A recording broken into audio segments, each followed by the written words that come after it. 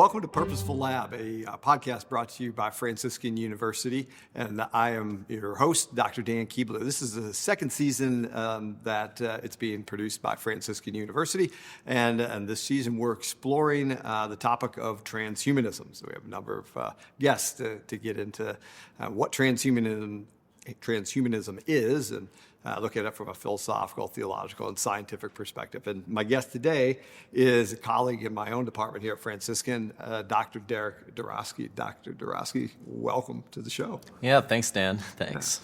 So, Derek, you've got interesting background, and just to get the listeners and viewers to get to know who you are, you have a background in both biology and in engineering. And so I know you do research on adult stem cells here at the university. You're also really helpful in building the engineering program here at Franciscan. So maybe you could just tell us, you got your PhD from Georgia Tech, just sort of what brought you to Franciscan? Yeah. So I guess when I was getting close to graduation, one thing I was really asking is, what is God calling me to? Previously, I had asked, what am I good at? I looked at things like engineering. I asked, how can I serve people? I looked at things like biomedical engineering, and then I said, what am I called to? And it really felt like it was to do something like teaching, and I wanted to come to a place where I could serve. And I met some Franciscan students at a wedding shower one time talking about stem cells. And then that student told me I should teach at Franciscan, and I thought it was a good idea. The students tend to bring people here. They attract, faculty, staff, and other students when they go out into the world. So No. I thought it was. I started meeting these Franciscan students as my faith was getting deeper, and they knew so much about the faith, and they were so passionate about it. And I thought, who are these crazy people? That's the type of people I want to try to serve the best that I can. Yeah. And so you were instrumental in bringing the 4-year mechanical engineering degree to Franciscan. And one of the things in that degree, I think that it's interesting that we've got this sort of science and faith component, where students take a 1-hour course every year in science and faith topics. And so maybe you could just talk about what's the purpose of that class. What do you do in that class? What do you want students to get out of? Yeah, so that class you're talking about, it's called Catholicism, Science, and Technology. It's a 1-credit class they take each year. And part of it, what it accomplishes is this. So when we started the engineering program here, we didn't say, how do we do engineering at Franciscan? We said, we're doing engineering at Franciscan, but Franciscan, it brought me here, it brought you here, I think, for a special reason. You see, we've got a surprising number of people from Ivy League colleges, from top 10 institutions teaching here. Why is that? Because this is a special place. So the question we asked is, how can we do something with engineering here that you can't do anywhere else? And one of the things is bringing that faith component into it. So this Catholicism, Science, and Technology class is just one part of it. We've also got these engineering retreats that we do, and we talk about what are the virtues we're trying to build within engineering. So just in particular with this Catholicism, Science, and Technology class, one of the questions is, if you're going to be a Catholic within engineering, how do you do that well? What kind of questions are people going to ask you about Galileo, about stem cells? How do you get to a basic understanding and at least have a confidence that there are good answers and good understandings from the church? And then we even look at topics like, how do you now evangelize in that type of culture and talk about the beginnings of that? Yeah. So, this is great because that's right up what we're going to be talking about today. We're going to be looking at transhumanism. And so how do you respond to the transhumanism movement or transhumanism technologies from a Catholic perspective? So I've been asking guests just sort of how do they view what it means to be human, because we can't talk about transhumanism, really going beyond human, unless we have sort of an understanding of what it means to be human. I know you're a biologist, and so you can talk about it from a biological perspective, but how would you frame what it means to be human, so we can say, okay, then why would we want to go beyond that? Well, I guess in my mind, I think a biological way of thinking about this is a good way of thinking about it. But if we're looking at transhumanism in particular, to me, the question is, how do transhumanists think about what it means to be human and then what it means to go beyond that? And I don't think that when transhumanists look at it, they look at some strictly philosophical or biological definition. I think it's a much more kind of practical, okay, I see a lot of people around me and they have certain kind of average and then, maximal type of capabilities, and a human is anything within kind of what we observe. So I kind of think within the context of transhumanism, it's a very empirical type of way of thinking about it. It's just what types of human abilities that we see. I mean, I think fundamentally biologically, it would be a little bit more like a human is a person of the species Homo sapiens. But I think transhumanism, like even if we had, say, another species that was a rational animal kind of like us, Right. I think transhumanism would even think about going beyond that Yeah. Right. and kind of going beyond normal human limitations. More of an operational definition. Yeah, that's I mean, yeah. I think within transhumanism, that's kind of what it's about. Yeah. I think that if you had someone who was strictly speaking still Homo sapiens, but had way higher intelligence, way higher speed, way higher skills in all sorts of ways, and maybe even a robotic arm, I think a transhumanist would think of that as kind of a transhuman, even if strictly speaking in some kind of biological or philosophical sense, they're still human. Yeah, it's interesting. So what they're looking to, they look at the human species. They look, we grow old, we have disease, we suffer. There's all of these sort of defects in the sort of our human biology, particularly some limitations, right? And we want to transform those. Right? That's their goal. What's the danger there? Because obviously they're there's a need. We have, hey, you've got some type of defect, and it's like medicine is looking to fix certain defects, and science is looking to fix certain defects. And there's nothing inherently wrong with that, but transforming. Where do they get into trouble? Right? You see, from a say an ethical and moral perspective. Well, okay. Well, I actually think there's kind of some fundamental scientific kind of troubles they get into, but then also from an ethical moral perspective. So Let's start with the scientific ones. Yeah. So on the scientific aspect of it, and I think one way I think about this is both from a biological and an engineering standpoint. So when I'm looking at something and you're trying to engineer something, and you're trying to engineer a car, and you'll say, let's make it incredibly, make it have incredibly high acceleration and use incredibly low amounts of gas. Okay. And the problem is that when you're optimizing when you're optimizing, what you're really doing actually is not optimizing as much as making trade-offs. And high acceleration and low gas usage are kind of different types of trade-offs. You've got to give up one in order to get the other.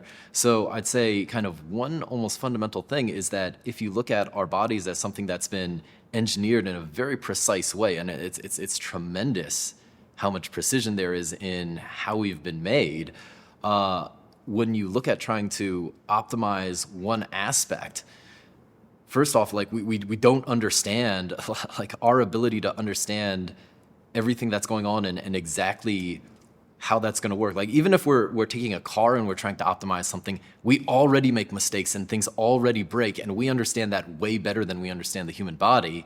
And then there's not this recognition that also there are going to be some fundamental trade-offs, and it's pretty likely that it's going to be virtually impossible to optimize all these different things all at the same time. Yeah, that's an inherent part of biology and doing sort of, and we're going to get into the sort of genetic manipulation in a little bit, but there's a study where an individual was in China, it came out about 5 years ago. They tried to generate a genetically modified human that was going to be resistant to HIV, and when they changed that gene, it also, did that, but it made them more susceptible to influenza. And so you have you're trying to fix one thing, but then you create another problem. And I think that's what you're getting at of this sort of this engineering. That's one of the easier types of things to fix, too. Right. And you still have these trade-offs. So when you get to more complex things, it's going to be more difficult. But one of the things that people often try to make a distinction between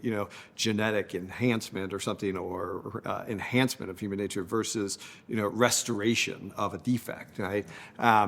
Do you think that that's a good or useful distinction, or does that start to get messy in certain places? I'm a Catholic, so I think both and. Yeah, I think it's a very useful distinction, and I think it's also messy. I think church documents, I believe, like Dignitas Personae, make that distinction, and I mean, even without that document, I do think that there's a difference. There's an important type of moral difference between trying to take our bodies and heal our bodies and make them work better versus taking our bodies and trying to do something that's not healing, and trying to go beyond that. Within kind of that, so you talked about it, about restoration. I often think in terms of therapy versus enhancement. I think there are a lot of different types of so there's enhancements beyond what humans can do, like giving yourself bat wings or laser eyes or teleportation abilities. There's enhancements beyond the normal human abilities, like increasing your speed beyond what any human could do.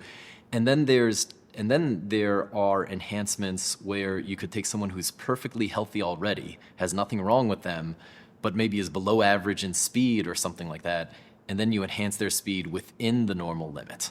So I think that there are a number of different enhancements, and then there's another thing which I don't know, you might even call neutral, where it might just be, instead of an enhancement, I think of them as cosmetic changes, where I might say, everything's great about me, except it would be awesome if I had blazing red hair.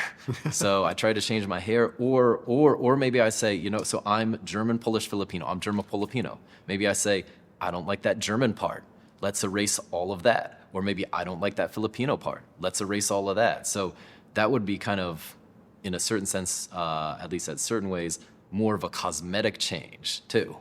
Yeah. Which I think people could see some implications with wanting to erase part of your, say, racial background, for instance. Yeah. And we'll get into there's very much a eugenic nature to sort of this genetic modification stuff. So when we talk about the technologies that these transhumanists are looking to implement to help, transform human nature, augment human nature, they tend to fall into two broad classes. You have sort of neurological enhancements, as like brain chips and so forth, and prosthetics, and then there's also genetic enhancement. Okay, let's modify your genetic makeup. And so, given your background and your expertise, I want to focus on sort of the genetic modification and those issues. So.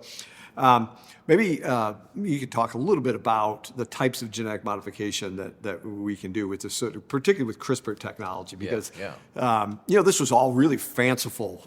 40 years ago, people think, oh, you're going to genetically modify humans, but we're getting to the point where the technology is there and people are doing that, right? Yeah. So it's actually happening, and so now we got to think this through. But we can just sort of explain what the CRISPR technology, why it's so there's this CRISPR-Cas9 technology, and it was first discovered, I believe, in bacteria. It was a way to, when they get infected by a virus, to take that virus, which has these nucleotides, and destroy those nucleotides so it doesn't stay infected.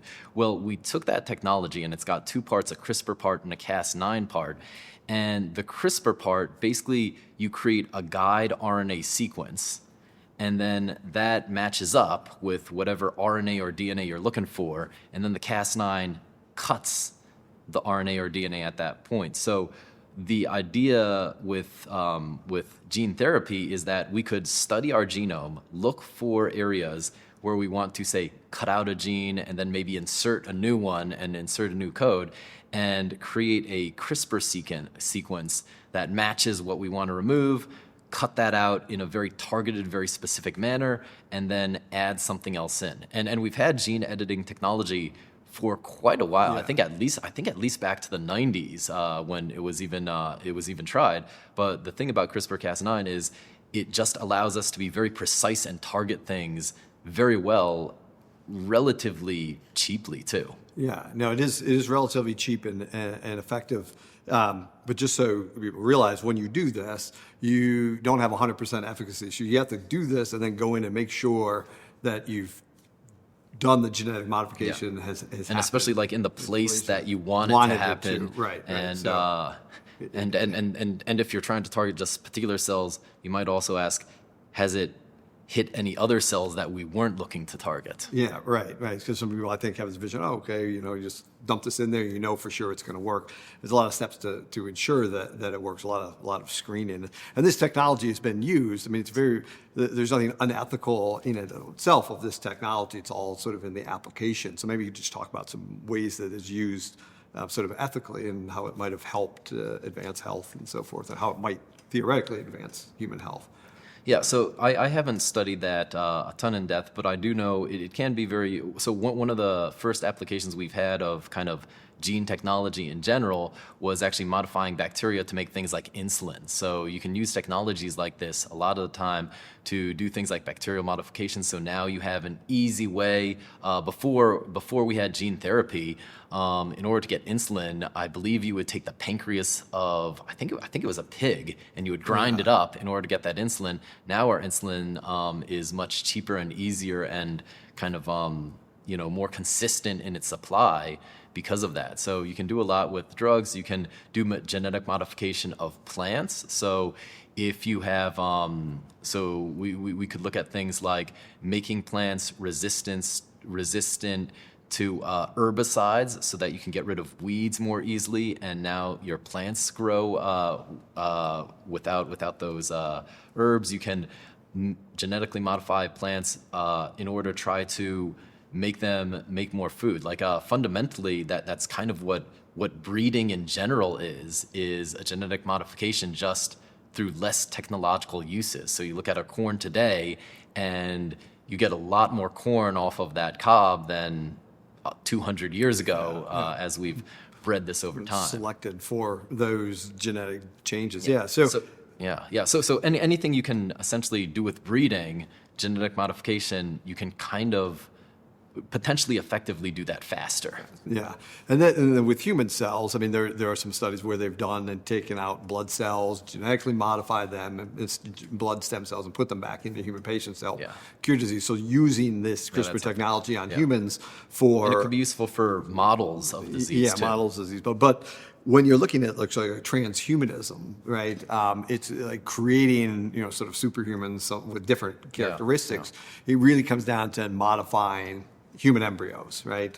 And so, because if I modify some of your cells, your liver cells, well, maybe I can do that, but it's not going to be passed on to the next generation and so forth. So, and it's only going to modify a certain number of cells in your liver. But if we want to sort of create a genetically new species, you're going to have to modify human embryos. And so, I think you're right that you could. Modifying human embryos would be one of the major pieces of the puzzle that you'd look at with transhumanism, but you could fundamentally, I think, also do it even without human embryos, like as long as you modify the germline, as long as you modify the cells that are used in reproduction. So if we genetically modify just your liver so that it works way better, okay, then that modifies you, but if we want to change humanity completely, we've got to modify the sperm or the egg cells.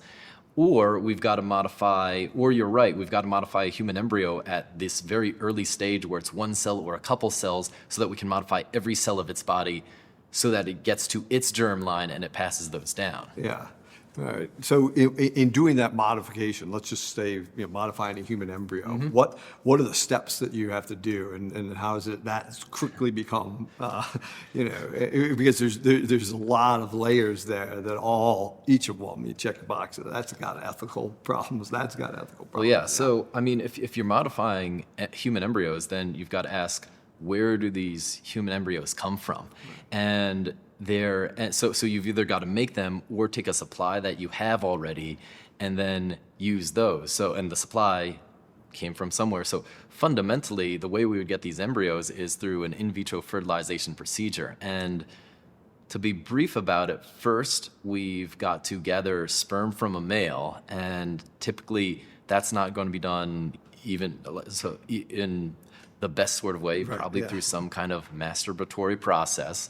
You've got to gather eggs from a woman, and the way you typically do that is you hyperstimulate. So a woman, normally each fertility cycle, ovulates one egg each cycle, but a lot start to develop. Well, what you'd have to do is hyperstimulate her ovaries so that a lot of eggs start to develop.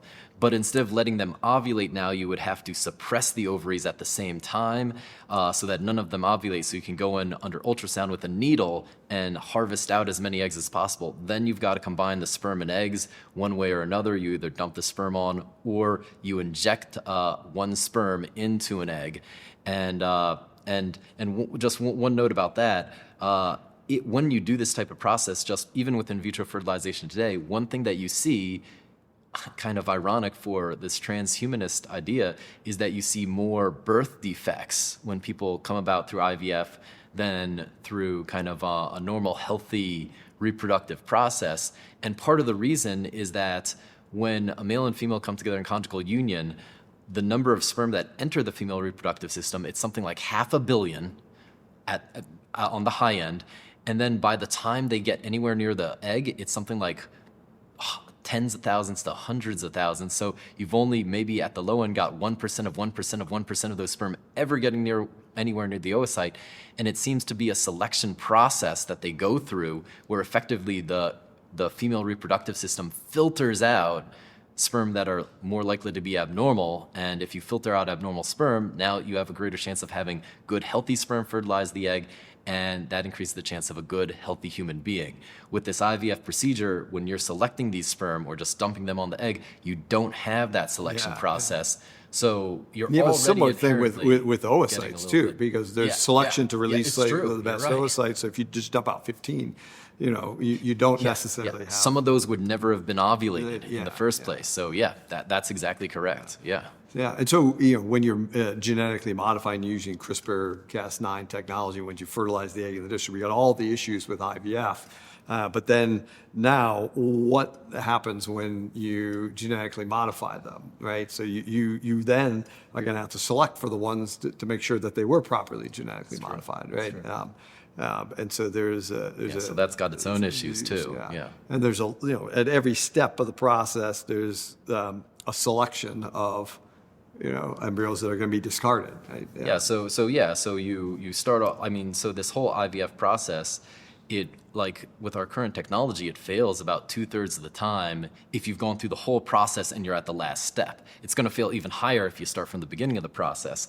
So you have a lot of these, and now when you're deciding which ones you're going to use, you need to do some kind of testing. Sometimes they do visual tests, but sometimes what they'll do is they'll take one cell and then they'll test its genetics. So if you're using this CRISPR-Cas9, what you do is you take these embryos, you'd genetically modify them, then you'd remove one cell, and when you remove that one cell, a lot of times it's perfectly fine, but it does increase the death rate there also.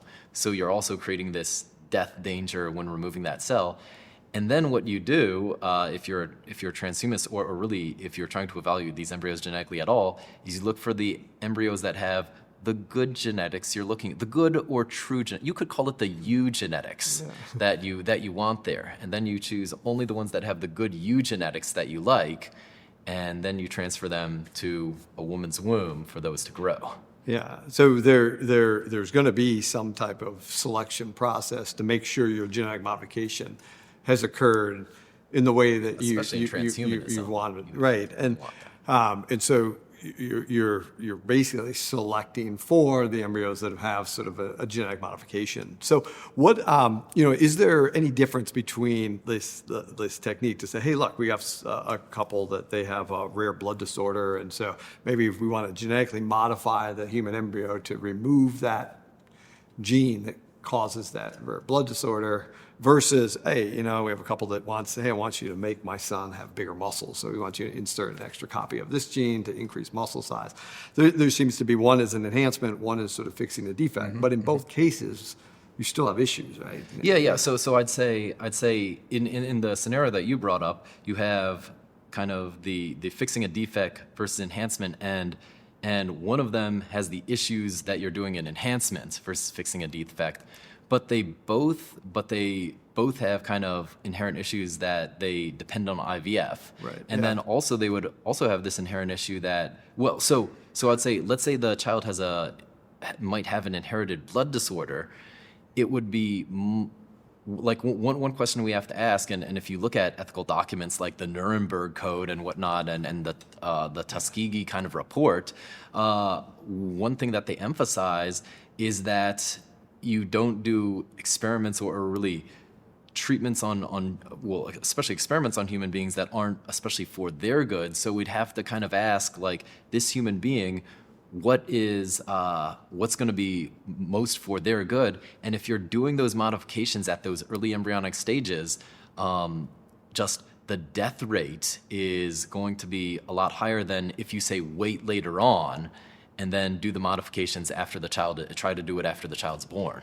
Yeah, but it's just more difficult to modify the child after it's born because you got a lot more cells. So it's just, again, it's sort of the ease, well, if we just got one cell, we can genetically modify that one cell. I think it depends. In terms of getting all the muscles to have this specific gene. I think it depends on the particular issue. Like if it's a blood disorder and you can target the areas like the bone marrow where blood cells are made specifically, it might not be much harder to do that, or really even harder at all versus doing an IVF procedure. Actually, so if we had a couple that conceived naturally and then we altered just say the blood cells, it's very plausible that is easier than doing the IVF procedure and altering the person at that stage. And then selecting for which ones you altered. There's many steps. The blood seems to be sort of an exception because it's easy to take bone marrow out, fix it, put it back in. But say, muscle changes or neural changes. Muscle would be tough because there's muscle throughout. Like the more it is, but I think for any kind of, neural changes, it depends to me too, because if you're trying to, like, there are a lot of neurons in the brain, but if you're targeting one localized area, like the brain, it might be more feasible to do that, to target one organ or one localized area, although maybe you have other thoughts on this, but I think it might be easier to do that. The IVF, it fails 2/3 of the time, so kind of, and that's with the very last step. So I think if you go past that, it's going to fail. I don't remember the numbers, but maybe even closer to 90% of the time. So if you're targeting this person who's already born, to me, that's about the rate where you're starting to look at, where if this is doing better than working 10% of the time, you're doing better than IVF, especially if you're not resulting in like a 10-20% death rate. Yeah, and I think that's one of the issues with the IVF, because people don't say that's a 10% death rate. They say, well, I'd say, and it's just the modification that's a 10% death rate. If you take the whole process into account, it's like only like something like 1 in 30 survive to birth. Right. Yeah. It's a very, very low, but that's the value that society puts on human embryos. It's like, oh, that's fine. So we'll just get rid of those, and they don't even count that as a cost. Unfortunately, it's very much a cheapening of of human life at that very initial stage where human life has some amazing properties that we don't have later on in life. Well, I think one interesting thing about this too is that, so you talk about it as a cheapening of human life. I think it's sometimes even putting certain types of prices on human life, because in IVF, when you look at a lot of these procedures, there have been legal cases that have come about where you have, let's say, a surrogate mother. So you create these embryos, the couple whose genetics contributed to that say, this woman's not going to carry that, we're going to hire another woman to carry these embryos. Yeah. Okay, so that's fine. But then when the woman who's not genetically related to this little one is carrying it, sometimes she feels it kicking, hears its heartbeat, bonds with it, and then when the baby's born, she says, this is my baby. And then the question is, whose baby is this? Is it the genetic couple's, or is it the woman who gestated the child? And what they've typically said in the courts is the way they'll resolve this is they'll cut the baby in half, and no, I'm just kidding. What they typically do in the courts is, so they have two different ways that you could approach this. Once this baby is born, you could say, do we handle this through family law and ask whose family this baby is a part of, or do we handle it through property law and ask whose property this baby is? And as far as I can tell, this is the only place where human beings are handled under property law in our current law. Every single case, and I actually had a criminal justice student check in on this for me. Every single case, these human beings are always treated as property. And that's even if they're born. And then if they're earlier than that, if they're at a younger developmental stage, they're also treated. The one exception actually was the Alabama Supreme Court a little while ago that ruled that they could be considered human beings, so that the couple who wanted to sue the in vitro fertilization clinic because the human beings that they had frozen down were lost, they said now you can sue them because it wasn't just a loss of property. Yeah. Now, it really is. It's funny, the connection between IVF and sort of genetic modification, because there is this similar co-modification of life, that life is something that is technologically pliable, and that we need to shape it in the way that we want. And even, with IVF, you have a lot of just normal genetic selection. They're not genetically modifying, but they're genetically selecting it. True. But now with, this transhuman technology, well, why not just go a step further and let's sort of genetically modify that? And I just read an article in Nature. A guy was talking about, which the Nature journal, one of the premier scientific journals in the world, right? And there was an article talking about advocating for inserting sort of protective alleles into human embryos that would reduce the risk of certain disease. So, and saying that this is something we should do to advance human health and flourishing. So this is sort of the first steps, sort of transhumanism. What are your thoughts on that, just in terms of technological feasibility, and then getting back to sort of the ethical issues? Yeah, so I guess there are a couple aspects of it. So let's say that you can insert these protective alleles in the first place, that you know exactly how that works. There's, when you're doing that, you already have the death rate. So you've got to say, am I protecting this person from something that they have a 10% chance of getting that could kill them 80 years down the line, but increasing their chances of dying right now, exactly. by like 100% or something like that, giving them like a 20% death rate right now. So I think there's that problem. The other issue is, at least right now, I think just like you brought up, while we could have certain things where we could try to fix something, and maybe there's some kind of therapeutic treatment that we do, inherently having some kind of protective allele, we don't necessarily know all the side effects of that. Even when we've done this in fully grown human beings, we've had, that was one of the things that held back gene therapy for a long time when we tried this in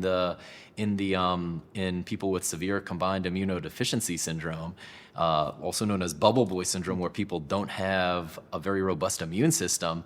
And one of the first patients they tried this gene therapy in died, and that's not what we were expecting. These protective alleles is like, they are protective in 90% of the population, but there's 10% where they don't act protective, and we're not really sure why, right? And so there is sort of what you were talking about before. We don't really know what the effect of these things are. Well, you're talking about like the car, and you want to increase acceleration and decrease gas consumption. You got to have a trade-off. All of these genes are used in genes are just pieces, like puzzle pieces, that they're like Lego blocks. And you can use a particular Lego block in a million different ways, and we use these different gene pieces in tons of different ways. Yeah, that's right. But so there's a huge number of effects that just one alteration could potentially have that are hard to fully predict. Right. Yeah. So this is our model predicts if we insert these 5 alleles, we'll reduce diabetes. That's what we predict, but we don't know until we actually do the experiment. So you're actually experimenting on human beings without. Which in some cases, human experiments, there are ways to do that ethically. Yeah, if there's a risk, but you're taking a healthy zygote and say, hey, we're going to experiment on you to see that zygote is not necessarily... Normal medical ethics says that taking normal, healthy human beings and then experimenting on them is not ethical. Yeah. So, if it's not ethical at one stage of development, it shouldn't be ethical at any stage of development. So, do you think... What do you think is sort of coming down the pike in 10, 15 years with this technology? Because right now, people are doing these experiments on human embryos just to show that they can do it, and then they're destroying the embryos. Yeah. Like nobody's, other than that one case I know from China, it was like 5 or 6 years ago. A guy ended up in jail, which is ironic. Yeah, was that I remember, I think there was a guy who faked his data. I don't know if that was that I don't know case if or that was a the guy, but they were never able to validate it. Okay. But there hasn't been, say, a genetically modified human embryo that's gone to full term where you've actually been able to verify that. So in the U.S. and other countries, there seems to be a lot of experiments on these things, but they're just creating an embryo to do experiments on it and then destroying it. And that's what sort of that's sort of the first step in the sort of transhumanism genetic modification paradigm, Yeah, well, so I do think kind of on the one side of things, I think we there's a decent chance that we'll have some genetically modified kind of born people who where we'll have certain diseases in the next 10, 20 years where we've had some success in treating them, which I think would be fine. In terms of human embryos, I think there's going to be a lot more experimentation that people are going to be doing. But I guess I doubt that we'll have a whole lot of success in that area in the next 10 to 20 years myself, just because I think it's a lot like when everyone was excited about stem cells, which is what I did my PhD research on. And we were saying we're going to regrow new livers, we're going to regrow new hearts and everything. And we have like skin. Maybe we can do cartilage, all right? But we're very far away from regrowing new livers. I think a lot of times these technologies, there's a lot more. It's kind of like we have this technology, we want to get here, and then something will happen in the middle. And there's a lot of details to figure out there. I do want to make one kind of say one other thing. So you said that we don't have people who have been genetically modified, and I'd say no, human embryos that have been genetically modified. Well, I think even human embryos, there's a certain type of genetic modification that has been done and was done quite a while before the 2000s even, with using cloning types of technologies. So there are other ways you can genetically modify someone. So one way that you can do it, for instance, is you can take two women who have different eggs, remove the nucleus, remove the DNA from one of the eggs, or most of the DNA, and then fuse the eggs together, and then fertilize it by a sperm. And then and in a certain sense, it's kind of not a genetic modification of a human being because you don't have a human being yet. But in another way, it's kind of a modification because the way when you do this fusion process in the two women's eggs, there's DNA in the nucleus and then DNA in this area called the mitochondria. So what you'll have is you'll actually have this fusion now where you get the nuclear DNA of one mother, the nuclear DNA of one father, and then you'll get the mitochondrial DNA of two mothers then. So this process has actually been done and basically results in a child with effectively three genetic parents. Right, And so there are people with three genetic parents, and I would say maybe technically that's not genetic modification of human because they're not human yet. Yeah. But you haven't genetically gone in. It's the same type of. It's pretty close. Yeah, it's getting close, but you haven't genetically modified the genome. You haven't inserted a gene or removed a gene in a actual live human being, which is what sort of the genetic modification CRISPR technology. So CRISPR technology is different on sort of right now to do. So do you think? A lot of people think of like transhumanism. We want to have super intelligence. We want to have super, athletic ability. But what is the We'd limitation? all love to be as intelligent and athletic as you. That's just dumbing down the human population there if we did that. So it was a sure extinction if we went that route. So, but it was one of the limitations, just scientifically, say, hey, look, because we know there's a genetic component to intelligence, but why, what issues are we going to have scientifically, let's put it sort of the ethical issues aside, of trying to modify human embryos to be more intelligent? So I think that there are a number of issues. one that you allude, let me talk about one that you didn't allude to real quick. So when you do these genetic modifications, when you're modifying the DNA, there can actually be an immune system response to that, where this CRISPR-Cas9 that you're introducing is foreign to the human body. Yeah. So then the immune system attacks it. With something like intelligence, as far as it's influenced genetically, there are multiple different things that are genetically going to affect that. So if you want to modify intelligence effectively, I think you're going to have to modify a lot of different genes to get the effect that you want. And every single time you modify a new thing, it gets harder and harder for that change to take. So the more multifactorial something is, like if it's just changing one gene, maybe we can do that. But if you're changing 10 genes, 100 genes, now it's going to be virtually impossible to have that work. Yeah, so genes are just one aspect of this. When we talk about things like we share 99% of our DNA with chimpanzees, that's technically not correct, because in our DNA we have genes and then non-coding DNA. We share 99% of our genes with chimpanzees, but it's unknown how much non-coding DNA we share with chimpanzees, or really even with each other. The non-coding DNA has not been studied to the same extent. And if you look at, say, complexity of organisms and what makes organisms really complex, one of the things that does that seems much more correlated is the non-coding DNA than the genes. The genes are kind of the building block pieces to make our body, what proteins you have, but then the non-coding DNA does things like tells you how do you put those pieces together. So do you want a Lego set where you have 100 different types of Legos, but then you have one instruction booklet that just shows you how to make one thing? Or do you want 4 different types of Legos and you have an instruction booklet that has hundreds of different designs? Like it's like the instruction booklet is the non-coding DNA. So that's going to be something that you'd have to look at. But then even if you modified that, one thing that we see is that, okay, so once you have this DNA, there's also how are you using that DNA? Your heart cells use different genes than your brain cells use. And they even use the same genes differently. So yeah, they, right? Yeah. So you even have that. Yeah. And then and it turns out that behaviors and ways of thinking and things that we do can modify the way that our DNA is actually organized and what genes it will use. Yeah. So then even if you modify someone's DNA to give them all the basic genetic advantages, they still have to take advantage of that. They still, in a sense, they still have to do the work to take advantage of that. Yeah. There is a lot of changes. They're called epigenetic changes that refer to how genes get turned on and off. Yeah. It was interesting about like the IVF technology.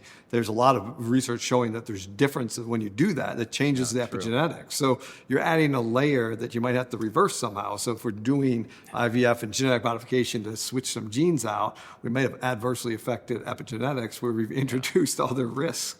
And it gets back to your point at the beginning of how complex this thing is. Like a car is simple compared to what people are trying to do. So easy genetic to fix car is so simple. I mean, even you look at our most efficient cars, the cells in our body are more efficient than the most efficient car engines that we have. Right, it's just, and there's so much that we still don't like, even with the most simple things.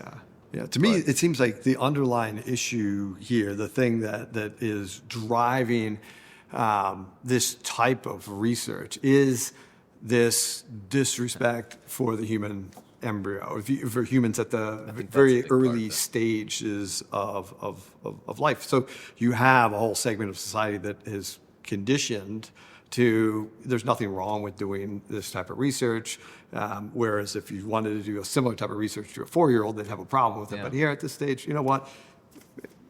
90% of them die, we throw them away. Well, they're just embryos. So that seems to be. How do you reverse it? Because it seems the only way to get people to recognize, the dangers here is to get them to realize, humans at that stage are deserving of respect. Or is there another way?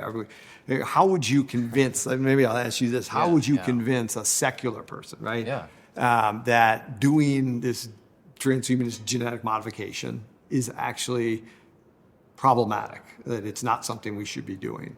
Well, I think it depends. So my I guess approach in a lot of these things is I try to figure out what the person really thinks and believes, and start with what we agree on, and then build from there is just kind of so I think there are kind of strategic and tactical types of approaches. So you kind of have, what are your conversational strategies, where I think starting with what you have in common first is kind of more strategic, and then you have the actual tactics, like what are the particular arguments that you're going to focus on. And I think it depends on, to me, the type of person that I'm talking to. I mean, if I'm talking to a person who eats organic food, drinks organic milk, I mean, I'm going to talk a lot about how we are made in a certain way, and we have kind of a certain optimization to our design. And I bet I can get them to agree that there's something wrong when we're adding chemicals to ourselves to try to modify ourselves in a way that is likely to be unhealthy, but in an attempt to go beyond our normal health. And if we're looking at that environment, then we should look at the environment of all people. And you could try the approach too of asking, like, which human beings do you think it should be okay to treat as property? Yeah. So you start asking questions like that. Which human beings do you think is it okay to treat as property? I think it's also really useful to start trying to come up with kind of palpable thought experiments. All right, where you kind of ask yourself, where you start to ask questions. Let's say we had a society where we treated certain people in our society as if they were just property, and they were people that we never see and most people never deal with, but it allows the goals of a certain rich and elite few to achieve their goals. Do you think there would be any dangers in that type of society? And maybe you just watch movies like Gattaca. I mean, there are a lot of good movies on this type of thing. Yeah. No, I think that's, you're getting to that, once you start to push people on that genetic modification, and who makes the decisions about who gets to live and who gets to die in terms of which embryo. I think people start to see, regardless of whether their view on, say, human embryos and whether they have dignity or respect, once you start selecting for and say, well, this is okay and this is something we can get rid of, I think you can start with a lot of problematic cases that there's common ground on. Cases, there's even been proposals so we talked about enhancements. There are even proposals that we should do genetic modifications that are not neutral, not enhancements, but are negative. So people in the deaf community, for instance, often want to have a child who's deaf so that they'll fit in. So then one proposal is, what if we just genetically modify all of their children so that they lose their hearing? Yeah. All right?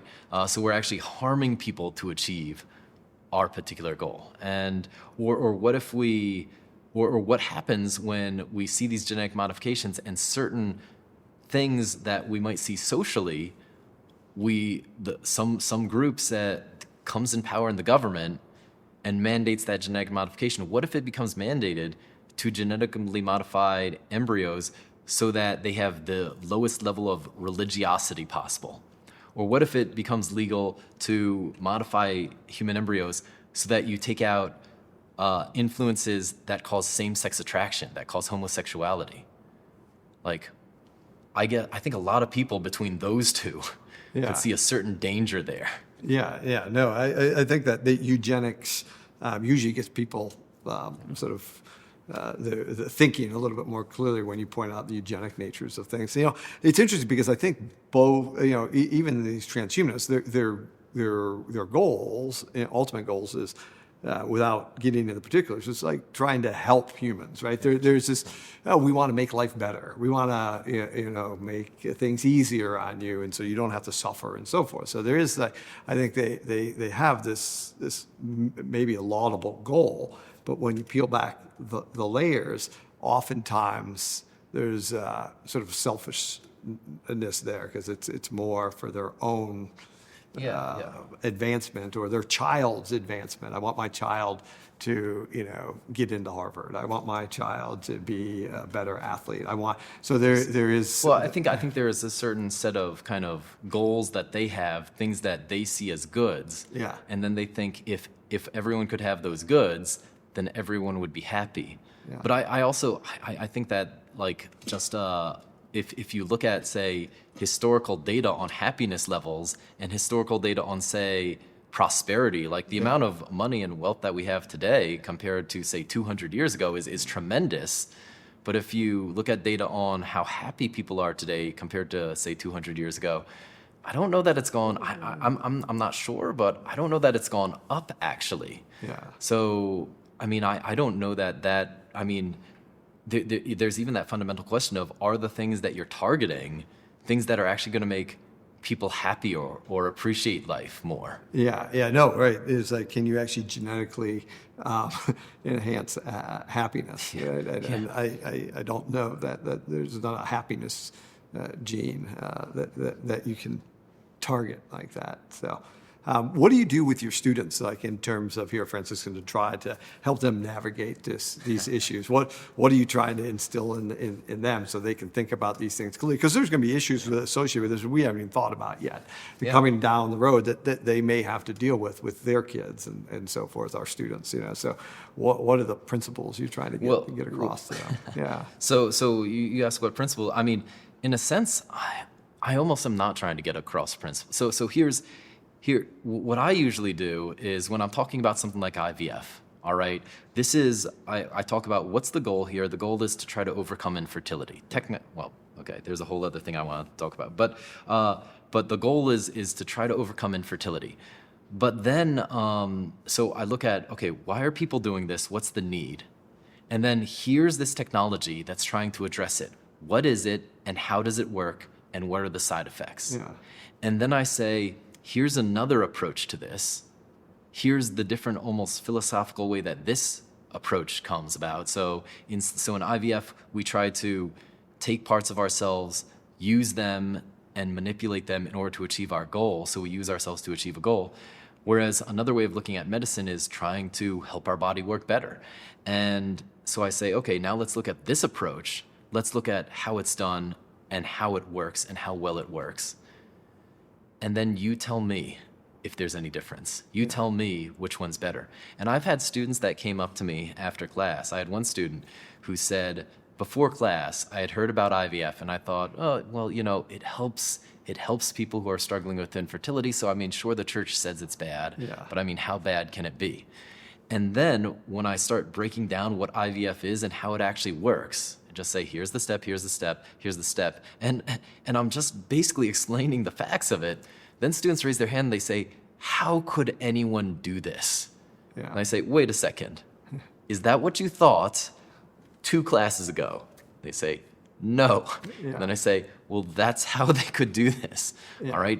People don't know how these things work. So I like to start with these fundamentals, just break down how this works, because I think a lot of things that the church says are not good look a lot worse when you know the details. Yeah.